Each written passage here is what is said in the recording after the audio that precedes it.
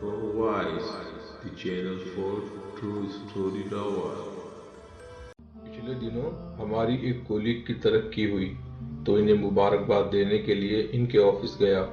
مبارکباد دیتے ہوئے میں نے کہا، آپ بہت خوش قسمت ہیں کہ اتنی کم عمر میں اس عہدے پر پہنچ گئی۔ کہنے لگی کہ میں نے بہت سخت وقت دیکھا ہے لیکن کبھی ہمت نہیں ہاری۔ یہ اللہ کا خاص کرم ہے کہ مسلسل محنت اور ہمت نہ ہارنے کی وجہ سے سب کچھ ملا ہے۔ میں BSc میں تھی کہ والدہ کا انتقال ہو گیا۔ والد صاحب نے دوسری شادی کر لی۔ چند ہفتے سب ٹھیک چلا مگر پھر سوتیلی ماں نے اپنا سوتیلا پن دکھانا شروع کیا۔ ہم صرف 2 بھائی بہن تھے۔ بھائی مجھ سے بڑا تھا جسے والد صاحب نے پاکستان سے باہر پڑھنے کے لیے بھجوا دیا۔ سوتیلی ماں گھر کے سارے کام مجھ سے کرواتی تھی۔ والد صاحب کو یہ کہہ کر مطمئن کر دیتی تھی کہ اسے گھرداری سکھا رہی ہوں، ورنہ اگلے گھر جا کر یہی گلہ آئے گا کہ سوتیلی تھی اس لیے کچھ نہیں سکھایا۔ صبح جلدی اٹھ کر سب کے لیے ناشتہ بناتی تھی اور گھر کی صفائی کر کے یونیورسٹی جاتی تھی۔ پھر یونیورسٹی سے واپس آتے ہی سب کے لیے کھانا بنانا، برتن دھونا، کپڑے دھونا وغیرہ سب کچھ کرتے کرتے رات کے 10-11 بج جاتے تھے۔ یہ روز کا معمول تھا۔ ہمارے والد صاحب کا اچھا بزنس تھا مگر سوتیلی ماں کے کہنے پر اب مجھے جیب خرچ بھی بہت کم ملتا تھا، اتنا کم کہ میں نے والد صاحب سے کہنا ہی چھوڑ دیا۔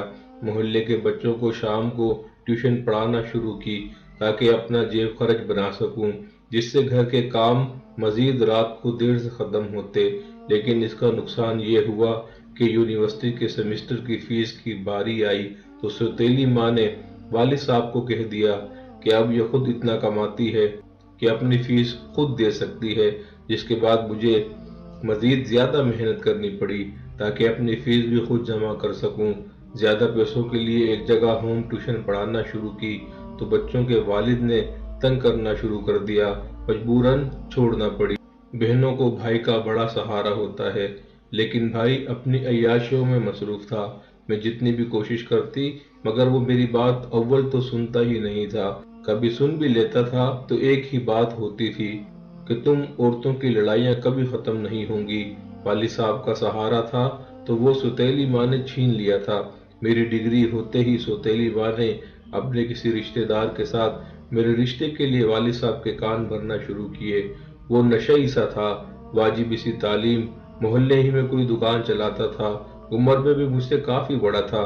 میں نے انکار کیا تو سوتیلی ماں نے کہنا شروع کر دیا کہ یونیورسٹی میں ہی اس کا کسی سے چکر ہوگا اس لیے نہیں مان رہی۔ اب تو میرے دل میں آتا تھا کہ اچھا تھا کہ کوئی ہوتا جس سے شادی کر کے اس جہنم سے نکل سکتی۔ بڑی مشکل سے MPhil کی اجازت ملی۔ اپنے اخراجات تو میں پہلے ہی خود پورے کر رہی تھی لیکن MPhil کی فیس زیادہ تھی اس لیے والد صاحب سے بہرحال کچھ نہ کچھ سپورٹ ضروری تھی۔ ان کی اچھی مالی حیثیت کی وجہ سے مجھے کوئی اسکالرشپ بھی نہیں مل سکتا تھا۔ مشکل سے MPhil میں داخلے کی اجازت مل ہی گئی۔ MPhil کے پورا ہونے کے قریب ایک کلاس فیلو نے پرپوز کیا۔ میں کسی سہارے کی تلاش میں تھی اس لیے فوراً کہا کہ رشتہ بھیجو۔ اس رشتے کے آنے پر سوتیلی ماں نے طوفان کھڑا کر دیا۔ وہ الزام لگائے کہ خدا کی پناہ، لیکن میں ڈٹی رہی۔ کلاس میں وہ لڑکا کافی اچھا تھا، شکل و صورت اور اخلاق بھی مناسب تھا۔ والد صاحب نے لڑکے کا گھر بار نہ دیکھا، بس ایسے ہی ناراض ہو کر ہاں کر دی اور کہہ دیا کہ شادی کر کے جاؤ، واپس کبھی اس گھر میں نہ آنا۔ شادی بغیر کسی جہیز کے سادگی سے ہوئی۔ جہیز نہ لانے کی وجہ سے لڑکی کی ماں اور بہنوں نے چند دنوں ہی میں طعنے دینا شروع کر دیے۔ میں ایک جہنم سے نکل کر دوسرے میں آ گئی تھی۔ شادی سے قبل اس نے کوئی وعدے تو نہیں کیے تھے مگر مجھے اتنا تھا کہ وہ مجھے پیار اور عزت دے گا، وہ بھی نہ ملے۔ کچھ دنوں بعد طعنوں سے جسمانی اذیت تک پہنچ گئی۔ میں نے جاب کی بات کی تو فوراً سے مان گئے۔ اچھی جاب مل جانے سے گھر میں کچھ دن سب اچھا رہا لیکن کچھ مہینوں کے بعد پھر سے وہی حالات۔ شاید انہیں اس بات نے شعر بنا دیا تھا کہ اس کے آگے پیچھے تو کوئی ہے نہیں۔ باپ سوتیلی ماں کا ہو چکا تھا اور گھر آنے سے منع کر چکا تھا۔ بھائی نے باہر ہی کسی میم سے شادی کر لی تھی اور اسے بہن کا کچھ یاد ہی نہیں تھا۔ جن لڑکیوں کا میکا نہ ہو وہ کٹی پتنگ کی مانند ہوتی ہے۔ مجھے تنخواہ ملتے ہی شوہر ساری لے لیتا تھا۔ گھر میں ساس کی مرضی چلتی تھی۔ مجھے جاب سے واپس آ کر گھر کے سارے کام بھی کرنے ہوتے تھے۔ اس کے باوجود بھی تانے اور مار کٹائی ہاتھ آتی تھی۔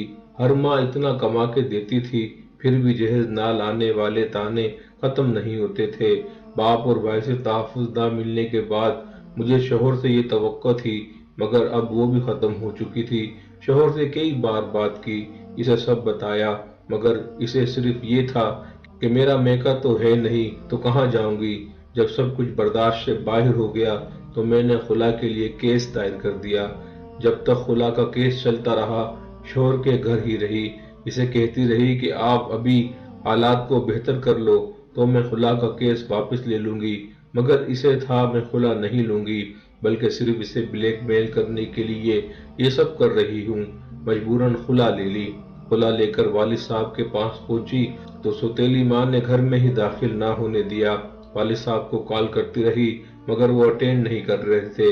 وہیں دروازے پر ان کا انتظار کیا، مگر جب وہ آئے تو میری بات سنے بغیر ہی اندر چلے گئے اور دروازہ بند کر لیا۔ بھائی سے بات کی، انہیں سب بتایا، مگر ان کا کہنا تھا کہ اپنے مسائل خود حل کرو۔ وہاں سے ایک گرلز ہاسٹل میں آ گئی۔ جاب کی وجہ سے پیسے کا مسئلہ نہیں تھا، اس لیے 2 سال میں ہاسٹل میں ہی رہی۔ مرد ذات سے نفرت سی ہو گئی تھی۔ میرے ایک کولیگ کو کسی طرح میرے حالات کا پتہ چلا، جس کی پہلی بیوی فوت ہو گئی تھی۔ اس کے 2 چھوٹے چھوٹے بچے تھے۔ اس نے ایک بزرگ کی مدد سے مجھ سے رشتے کی بات کی۔ اس کی کافی کوشش کے بعد میں نے نکاح پر راضی ہو گئی۔ اب مجھے قدرت نے وہیں لا کھڑا کیا تھا جہاں کچھ عرصے قبل میری سوتیلی ماں تھی۔ دونوں بچے سہمے ہوئے تھے، لڑکا بڑا تھا اور لڑکی چھوٹی۔ میں نے انہیں حقیقی ماں جیسا پیار دینے کا سوچا۔ میرے جو بچے کبھی کبھی آپ کے بچوں کے ساتھ یونیورسٹی کے گراؤنڈ میں کھیلتے ہیں، وہ میرے شوہر کی پہلی بیوی سے ہیں۔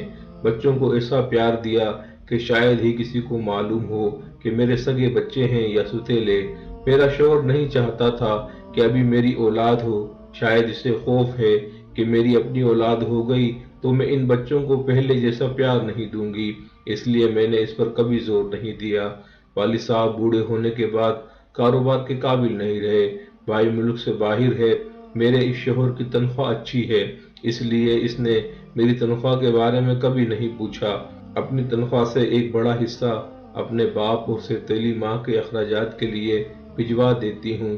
باپ پیسے تو لے لیتے ہیں مگر ابھی بھی ناراض ہیں، بات نہیں کرتا، مجھ سے نہ ملتا ہے، ورنہ اس کی مزید خدمت کرتی۔ شوہر سے پیار ملا ہے، ان 2 بچوں کی صورت اللہ نے اولاد بھی دے دی ہے، اب یہ ترقی بھی مل گئی، اللہ کا لاکھ لاکھ شکر ہے۔ حالات کبھی ایک جیسے نہیں رہتے، اتنے مشکل حالات کے باوجود میں نے کبھی بھی خودکشی کا نہیں سوچا۔ میں نے کبھی نہیں سوچا کہ میرے ساتھ جو بھی ظلم ہوئے ان کا بدلہ میں کسی سے بھی لوں۔ آج اللہ کا شکر ہے میری زندگی